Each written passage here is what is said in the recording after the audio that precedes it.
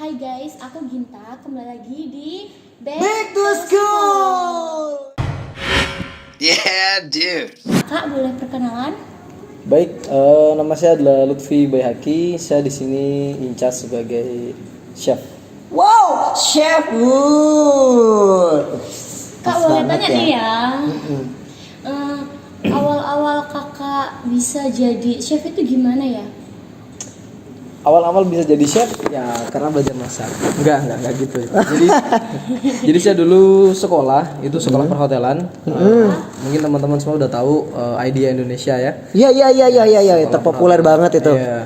Idea Indonesia, di situ ada jurusan perhotelan. Nah, karena memang dari kecil bahkan dari bayi ya saya suka sama masak. Oh, udah jiwa seninya dari orok ternyata. Akhirnya begitu masuk Idea ada beberapa departemen pilihan ya, ada housekeeping atau tata geraha, ada waiter ya atau servant, terus ada lagi front office. Nah, yang paling saya selalu inginkan itu jadi koki ya ataupun jadi chef. Nah, Wow, akhirnya keren itu.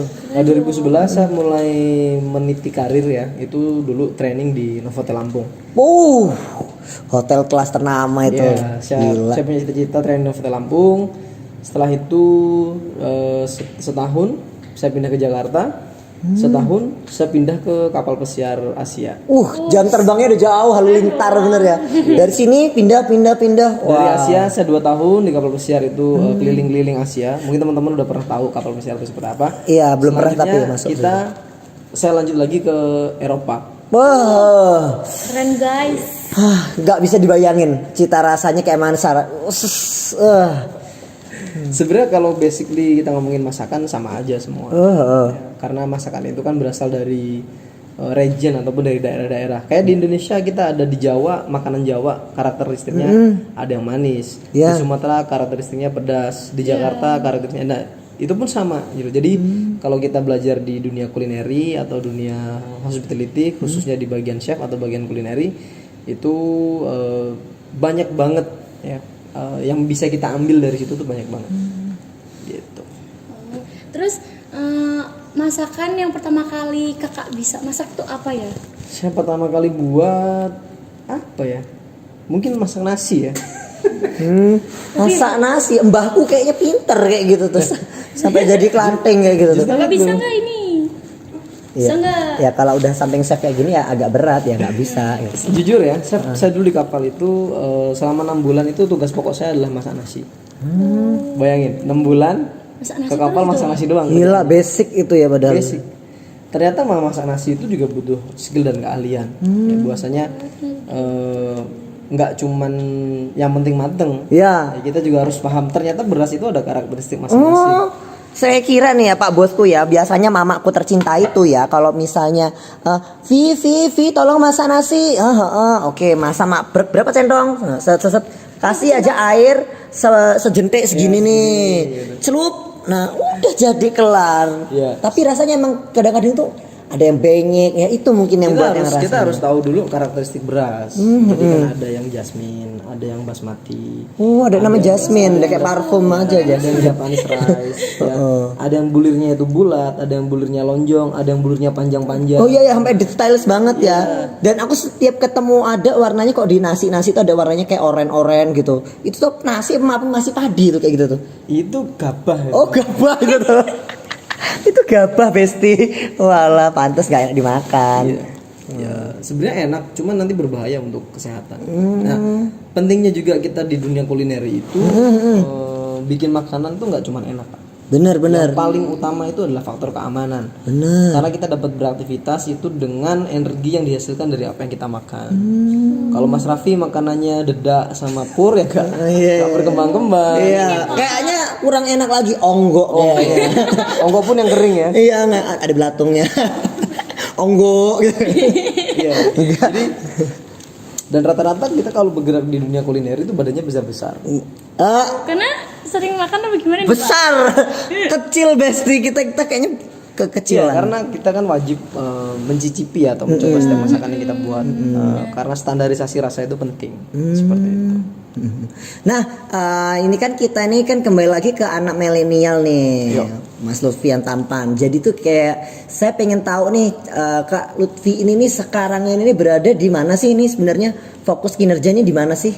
Oke, saya saat ini ya, saya saat bekerja di PT Adia Indonesia, itu bergerak di bidang hospitality. Hospitality itu artinya bergerak di bidang pariwisata. Pariwisata. Ya, jadi anak-anak didik kita itu kita masukkan ke hotel, ada yang ke rumah sakit, ada yang ke bandara, ada yang ke restoran, pastry bakery. Nah, tapi saya sendiri fokus ke dalam kulineri. Ya, saat ini menjabat sebagai sous chef di Adia Grande Hotel. Itu kita punya resto namanya The Tuba Cafe and Resto. Wow, ya yang Sama kemarin ya tuh The Tuba Cafe and Steakhouse. Ya, kita baru luncurin steakhouse. Kenapa? Karena di Metro ini saya rasa belum ada signature, ya belum ada tempat yang memang khusus menyediakan untuk steak-steak seperti itu. Benar. Kemarin sudah pernah nyoba kan? Enak banget. Rasa dagingnya udah ngalah-ngalahin orang-orang hajatan. Enaknya endulse banget ini. Ya Allah. Iya, jadi kita ada di segmen masyarakat milenial ya. Nah, iya. Memang segmen kita adalah anak-anak muda. Di mana steak kita itu kisaran harga 30 ribuan. Wah, murah-murah ya. Terjangkau ya. Terjangkau banget itu. Wah. Jadi kita ada 2 segmen, maksudnya 2 tingkatan lah ya. Bisa kategori untuk anak muda yang milenial sama yang bener-bener Grade-nya naik great gitu ya. family lah. Nah, kalau great family kan untuk ngumpul keluarga itu ya harga terjangkau. Apakah nanti bakal ada program-program paketan-paketan gitu untuk menunjang anak milenial bahwasanya nih ini nih hotel ini juga bisa cocok banget untuk anak-anak milenial yang datang aja ke sini gitu. Saya kemarin bikin program, jadi kalau teman-teman nanti punya follower 10.000 Instagram, itu ada diskon menarik. Wow. 15.000 diskonnya otomatis nambah. Wah, gila. 20.000 follower nambah lagi. 30.000 follower nambah lagi. Bisa gratis bahkan. Oh, keren dong. Tapi nanti kita lihat dulu nih followersnya. TikTok oke, Instagram oke. Jadi kita memang menyasar pasar-pasar anak milenial yang mau bikin konten di Tuba Cafe Resto. We give you free time. Kita berikan teman-teman itu tempat yang dimana sekaligus bisa jajan juga, yang merogoh koceknya nggak terlalu dalam-dalam. Wah, cocok banget ya artis-artis TikTok milenial tuh wajib bisa langsung datang ke Tuba Cafe ya berarti ya gitu. Jadi segmennya keren banget itu. Ternyata main ke hotel itu nggak harus mahal-mahal. Iya benar. Ya zaman sudah berganti, milenial sudah mulai tumbuh, masa mau nongkrongnya masih di tempat-tempat yang kurang menarik. Gitu ya. Hotel. Iya. Hotel milenial. Keren banget. Kemudian lagi Kak, nih kayaknya aku masih banyak pertanyaan tapi kayaknya sih ini Kak Ginta ini adalah menurut saya Kak ya dia followersnya banyak banget dan kayaknya bagus nanti ini. Baru berapa followersnya? 19K. Wow. 5.000 udah dapat diskon gede tuh. Wow, ternyata keren banget. Di Tuba Cafe banyak diskon ternyata dengan anak selebgram lokal itu tuh. Kak, boleh jujur ya. Aku kira ya kalau kita main ke hotel apa beli makanan di hotel harganya tuh mahal-mahal, ternyata di sini enggak, Enggak. Karena kita menyasar juga kita kan harus menyesuaikan. Ya, kita harus menyesuaikan, kita harus berkembang. Bahwasanya kita memberikan ruang untuk anak-anak metro, anak milenial metro khususnya yang suka bikin konten segala macam. Iya. Manfaatkanlah tempat yang bagus yang di metro sudah kita bangun. Gitu loh. Jadi mau bikin konten di depan air terjun, air mancur kita bisa, di taman kita oke, di restoran oke. Boleh lah ya Kak ya? Boleh dong. Nge-vlog tempat pun juga oke ya Kak ya. Oke. Karena keren-keren juga loh gitu. Vlog check untuk Hotel Idea dan vlog check untuk Tuba Cafe. Wow, keren banget. Tuh, keren ya Kak ya. Nah Kak, segmen kali ini kan temanya back to school. Nah kalau aku boleh tahu Kakak itu sekolah dari mana ya? Asal sekolahnya dulu. Saya asal sekolahnya dulu dari Ma'arif NU 5 Sekampung. Sekampung City. Yoi. Wow. Rame. Ma'arif NU 5 dong. Aduh, lu menarik ini kayaknya. Kira-kira Kakak itu dulu pernah nakal nggak, kayak bolos, apa malas belajar, ke Enggak dong. kantin? Saya adalah salah satu murid telatan ya. Beda telatan ya. Beda ya, beda. Sebenarnya kalau kenakalan saya lebih nakal tuh di SD. Saya pernah meliburkan satu sekolahan. Lah kok keren? Iya. Udah jadi kepala sekolah SD. Saya woro-woro itu hari itu tuh libur intinya gitu. Jadi teman-teman yang tadinya mau berangkat sekolah itu nggak jadi. Ya dari situ sudah timbul tuh bibit-bibit kenakalan. Apakah bisa ngeliburin tuh apa udah punya sosmed sendiri? Guys, hari ini kita libur cek. Gitu. Zaman dulu belum. Ada gitu Oh, ya. belum ada. Saya masih ingat betul itu. Jarang-jarang lah. Jadi sekolah itu separuh siswanya nggak masuk. Separuh. Gara-gara saya umumin kalau hari ini libur. Gila. Wak preman kalah sama yang ini.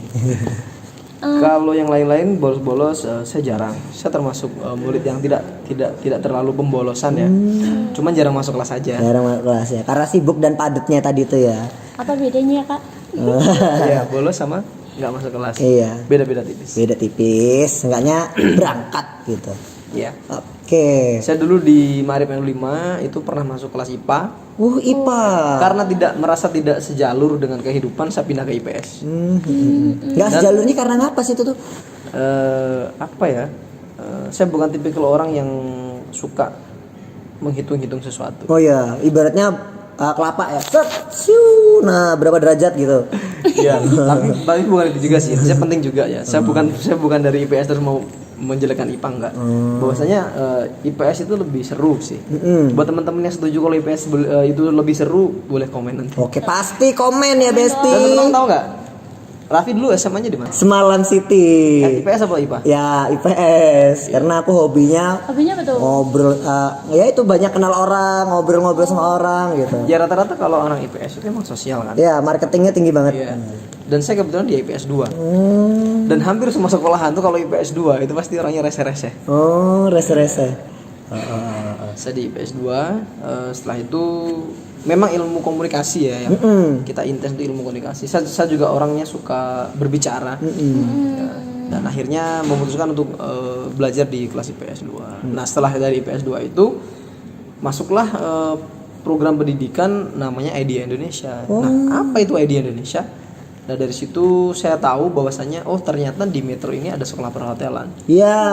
Nah, istimewanya IDEA Indonesia ini ketika kita sudah melakukan pendidikan ya atau pelatihan langsung kerja. Oh, pantes. Dan dicarikan tempat kerja. Wow, cocok banget waktu itu ya Pak Bosku nih, ada singkat cerita dikit aja, nggak usah panjang-panjang.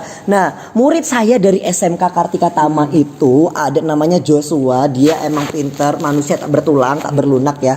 Nah, masuklah di Hotel IDEA dan ternyata dia itu tuh dengan waktu pelatihan 6 bulan sudah bisa masuk ke Novotel. Wow. Sekarang Joshua di hotel. Wah, gila, keren banget. Yang orang lain masuk ke Novotel tuh harus training segala macam. Joshua sama plung dari IDEA langsung di ACC. Iya, karena basis kita kan gimana caranya agar siswa ini apa yang dipelajari sama apa yang nanti didapatkan di tempat kerja itu sama. Sekarang sorry to say ya, teman-teman anak SMK misalkan multimedia. Sekolah menjuruskan nggak nanti kalau bakalan kerja di multimedia? Nah, semua sih mungkin kembali dari anaknya sendiri. Nah, gitu. fakultas. Teman-teman lulusan dari fakultas ekonomi atau fakultas ilmu fisika atau apapun lah. Fakultas ngasih fasilitas nggak teman-teman bakal kerja di situ? Nah, cuman karena dari ilmunya itu ya kembali lagi anaknya bisa dikembangkan tidak. Nah, dan kalau di sini bisa dikembangkan. Kalau di sini teman-teman di IDEA belajar di hospitality ya wajib masuk di hospitality dan kita fasilitasi. Ya contohnya kayak Mas Jojo tadi muridnya Pak Guru ya. Ya Pak Guru. Ya, langsung kita arahkan kan. Gitu. Misalkan sukanya di waiter waitress, oke langsung kita arahkan. Dan bisa milih tempat. Misalkan saya pengen trainingnya di Jawa Timur, kita carikan hotel Jawa Timur. Saya pengen trainingnya di Bogor, kita carikan hotel di Bogor. Tuh keren banget. Jadi buat teman-teman yang ibaratnya sekolah dengan jurusan SMK ya, kejuruan ya. Jadi kalian bisa aja nih di Hotel IDEA ternyata langsung. Jadi langsung sat gitu ya Pak ya. Jadi bahasa zaman sekarang sat langsung nyampe. Gitu loh. Udah difasilitasin dengan program yang sekarang itu adalah 6 bulan langsung ya berarti ya. Bahkan sekarang kita ada program baru. Oh, program apa itu? Gak ada 6 bulan berarti. Program baru kita adalah 4 bulan aja. Wow, 4 bulan doang. Udah bisa nyamplok ke hotel langsung. Dan kita langsung rekrut untuk jadi karyawan. Gila keren Keren ya, Kak, ya. banget. harus berinovasi. Intinya idea itu punya tujuan bagaimana caranya agar anak-anak muda Indonesia ini semua punya prestasi yang bagus. Oke, nah jadi seperti itu ya Kak ya. Jadi banyak sekolahan lain. Nah buat teman-teman yang masih sekolah ya, kalian nanti wajib komen di bawah ini kayak mana misalnya ada keluhan apa aja sih di sekolahan kalian, terus potensi bakat apa sih yang pengen saya dalemin, bisa komen aja. Nanti di segmen berikutnya ada lagi kita sama Kak Lutfi ya Kak ya. Nah jadi buat kejurusan kalian bisa langsung nih daftarkan diri kalian ke Hotel Idea ya Kak ya gitu kan. Dan background otomotif bisa kok kerja di hotel. Background kesehatan bisa kerja di hotel. Bisa, Kak. Saya background agama malahan. Background apapun dan di sini tidak memandang apapun segi apapun. Kalau kita ada niat, ada usaha pasti bisa ya. Ingat jangan berpikir aduh mahal, aduh segala macam. Semua itu pasti ada tujuannya bosku ya. Jadi jangan berpikiran gitu. Lemes besti kalau kepikiran banyak ya besti. Mau juga nggak bisa daftarin dulu baru mikir gitu. Banyakin kerja ya, jangan banyakin wacana gitu. Oke Kak, kita buat kasih motivasi nih buat teman-teman yang lain. Tapi sebelum itu kayaknya di pinggir-pinggir kita nih banyak nih yang mau banyak bertanya. Kayaknya mau kita buka segmen tanya, siapa tahu dari pertanyaan ini nih bisa mengasih inovasi dan Kakak Lutfi bisa memberikan yang terbaik buat teman-teman anak milenial yang di luar sana seputar Tuba Cafe maupun Hotel Idea. Oke? Kameramen tuh. Oke, mana ini? Oke. Assalamualaikum warahmatullahi wabarakatuh. Waalaikumsalam warahmatullahi wabarakatuh. Perkenalkan, nama saya Jingga. Oke, Jingga suara laki bagus. Kayak ini ya, kayak warna dia. Iya, Jingga genji ya. Saya mau tanya pada Kak Lutfi. Kak Lutfi, kalau misalkan itu kan sekolah ID itu kan untuk mahasiswa-mahasiswi gitu ya. Kalau untuk orang yang sudah umurnya udah tidak sekolah lagi gitu, masih bisa nggak untuk daftar ke programnya IDEA gitu? Ya, selagi masih di bawah 30 tahun kita masih bisa. Debat seumur. Enggak, yang ini kan 28. Masih bisa dong, Kak. Masih bisa dong. Tapi di bidang apa dulu itu? Tapi kalau teman-teman umurnya di atas 35, tapi udah pernah punya kesempatan pernah belajar, ya kenapa tidak gitu loh. Cuma kalau untuk pendidikan di sini kita biasa di bawah 30 tahun. Karena kan tujuannya kan untuk dilanjutkan Iya, kerja gitu. iya. Masih bisa berarti? Masih bisa. Jadi kalaupun teman-teman udah lulus S1, ya kita juga ada alumni yang lulusan S1 ya dari Teknokrat, dari Bandar Lampung, itu masih bisa kok ternyata sekolah di perhotelan. Oke, satu lagi, kan kalau misalkan di sekolah itu kan ada siswa yang kayak kurang mampu gitu ya. Ya. Ini ada kompensasi gak buat? Kita ada program beasiswa. Oh ada. Iya, ada beasiswa. Tahun 2020 kemarin kita ada program beasiswa, bahkan sampai ada yang 50%, bahkan 70%. Wow, 70%. Iya. Wow. Apalagi kalau teman-teman bisa ngaji, bisa baca Quran bagus, itu diskonnya gede. 100%. Bisa jadi. Oke. Padahal nggak korelasi kan antara hotel sama orang baca. Nah, iya aku mikir-mikir itu apa nggak rugi gitu loh mikirnya. Ya, justru karena itu kita ingin dunia perhotelan itu mulai saat ini kita yang mewarnai. Ya, bahwasanya kalau staff-staffnya itu alim, staff-staffnya itu Oh iya benar. at least masih berada di jalur yang benar. Nah, itu pun salah satu program unggulan ID Indonesia, yaitu pendidikan karakter itu yang paling penting. Oh ya benar-benar. Seorang hebat apapun kalau etika karakternya jelek ya nggak kepake pastinya. Jadi berarti kalau aku punya anak murid yang hafiz Quran, auto meletik berarti ya. Pasti itu. Bisa. Karena di deh. itu juga Pi, di kantor Google itu juga Mas Lutfi ya. Di kantor Google itu yang penting kalau daftar kerja itu nggak perlu pakai apa itu ijazah apapun gitu ya. Yang penting dia tanya kamu bisa apa gitu. Bisa ini masuk gitu. Kayak gitu kira-kira. Oh berarti masukkan sesuai bidang dia. Yes. Kalau di sini etikanya yang dicari gitu. Karakteristik school ya. Jadi kalau di Google yang dimaksudkan sama Mas kameramen tadi, ya Mas Abu-abu. Iya bagus. Ya kayak gitu. Misalkan di bidangnya adalah seni rupa, ya langsung masuk ke jurusan seni rupa. Bidangnya otomotif, ya langsung masuk ke otomotif. Sesuai dengan bidang yang kita pelajari. Kalau kita bidangnya perhotelan, ya nanti kerja di perhotelan. Oke, gimana? Cukup. Oke, nah sekarang kita ngasih sesi inspiratif ke semua banyak teman nih. Menurut Kak Lutfi chef kita ini motivasi buat semua kalangan milenial seperti apa sih biar ketika nanti mereka ngelihat nih ternyata motivasi dengan Kak Lutfi chef Tuba Cafe ini seperti ini gitu. Jadi menggugah. Gila. Ini gue yang dulu, bukan yang sekarang. Nyanyi ya bosku.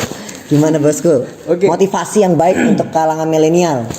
Motivasi pastinya kita sendiri pun butuh motivasi. Iya. Pasti ada kata-kata bijak. Biasanya kata-kata bijak itu lahir dari pengalaman. Nah, buat teman-teman semuanya, perbanyaklah pengalaman sebelum memberikan pengalamanmu itu kepada orang lain. Jadi positive thinking itulah kunci utama.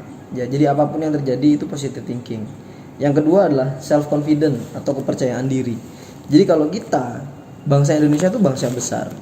Terbukti saya juga pernah bisa kok nyampe ke Eropa, saya pernah bisa kok nyampe ke Amerika. Kenapa? Kita ini ternyata bukan bangsa yang kecil, gitu. Dan to be honest ya di kapal pesiar juga sudah menduduki posisi supervisor level mas. Jadi saya punya anak buah itu ya orang Filipina, orang India, orang Amerika. Ternyata kita ini bangsa yang besar, gitu. Dan dengan kemampuan anak-anak muda zaman sekarang, saya yakin ketika jujur, pengalaman dan kepercayaan diri itu ada, kita pasti bisa melakukan apapun. Always positive thinking. Wow, keren banget. Wow.